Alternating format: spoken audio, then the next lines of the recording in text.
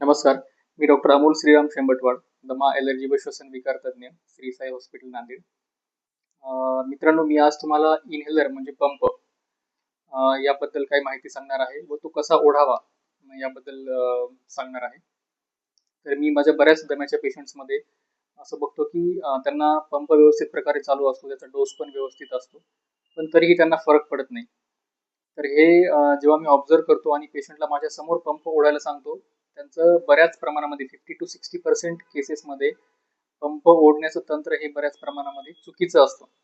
तर आज मी तुम्हाला पंप कसा ओढावा, पंप ओढल्यानंतर काय करावे याबद्दल डेमॉन्स्ट्रेट म्हणजे करून सांगणार आहे. तर हा मीटर डोस इनहेलर म्हणजे MDI म्हणतो आपण याला. हा पंप आहे. हा पंप जेव्हा तुम्ही नवीन घेता त्यावेळेस ह्याला नवीन ओपन केल्यानंतर ह्याला पहिल्यांदा शेक करणे हे फार महत्वाचं आहे आणि त्यानंतर हे 2 ते 3 पफ नवीन घेतल्यानंतर हवेत मारणे हे फार महत्वाचं आहे. याला आपण प्राइमिंग म्हणतो. पहिले 2 वेळेस मारल्यानंतर त्याच्यामध्ये बऱ्याच प्रमाणामध्ये प्रोपेलंट बाहेर पडतं आणि त्याच्यानंतरच्या डोसेसमध्ये जे मेडिसिन असतं मधलं ते ऍक्टिव्हेट होतं. तर शेक केल्यानंतर 2 वेळेस बाहेर पफ केल्यानंतर हा पंप जो आहे इन्हेलर जो आहे त्याला या स्पेसर सोबत आपण अटॅच करतो. ह्याला आपण स्पेसर म्हणतो. हा स्पेसर जो आहे हा पंप याच्यामध्ये जर तुम्ही स्पेसर सोबत जर घेतलं औषध तर बऱ्याच प्रमाणामध्ये खूप इझिली ते औषध तुमच्या फुफ्फुसांपर्यंत पोहोचतं.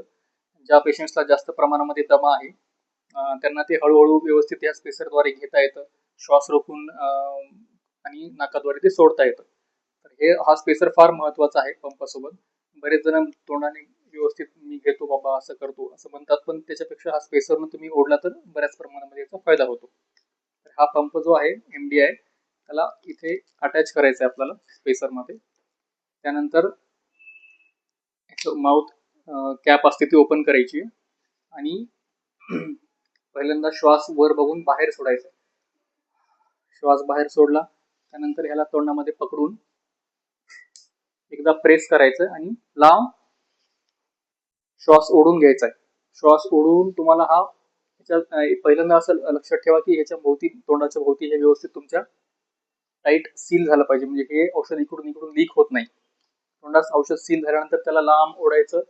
10 सेकंद श्वास रोखून ठेवायचा. श्वास रोखून ठेवणे हे फार महत्वाचं आहे. श्वास रोखून ठेवल्यानंतर ते औषध तुमच्या फुफ्फुसांमध्ये व्यवस्थित डिपॉझिट होतं. त्याला 10 ते 15 सेकंद लागतात. तुम्ही लगेच ओढून लगेच श्वास सोडला तर 50 to 60% जे औषध आहे ते श्वासाबरोबर बाहेर निघून जातं. आपण पफ केला, श्वास ओढला,